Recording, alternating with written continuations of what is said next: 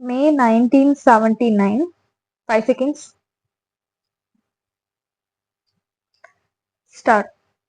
Sir, I wish to congratulate the Honorable Finance Minister on his excellent speech with which he has presented the budget. While doing so, I wish to suggest that in future years the budget proposals may be made simple as it is very difficult to follow the huge volumes given to us. A short summary of the various proposals contained in the budget may be given to us so that we may know at a glance the important features of the budget.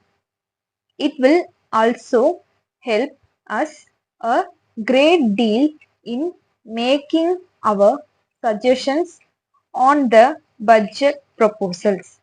I wish to say a few words about the budget proper. In the first instance, I would like to refer to the need for the improvement of the village roads. I know very well that the state and central governments are very keen about the development of villages. It is, of course, encouraging to find that the village roads are being improved gradually. In this connection, I wish to point out that our main aim should be to bring the villages and towns closer. This can be done only by improving the roads connecting the villages and towns.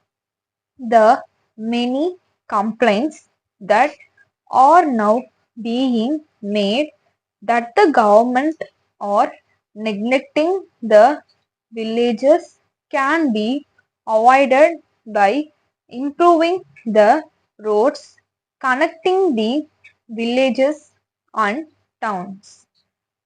One other welcome feature in the budget is the provision made for supply of electricity to a large number of villages. I am glad that the government have bestowed their attention on this very important aspect of rural development.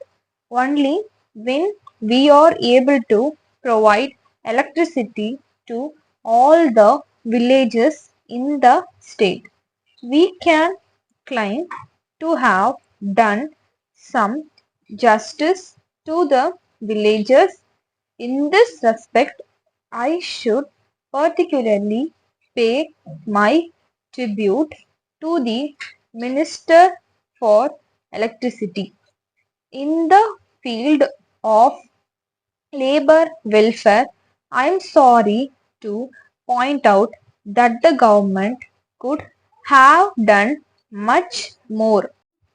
What they have done at present, I know very well that the government have framed various laws for the welfare of the working classes, but the mere passing of laws will not be quite enough.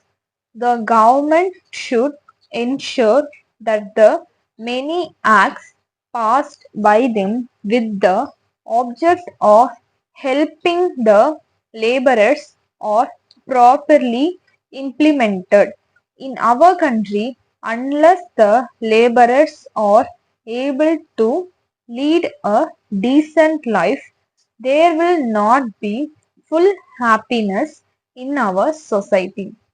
Letter from Mrs. Vasan Brothers, Erode to Mrs. Nathan and Company, Coimbatore.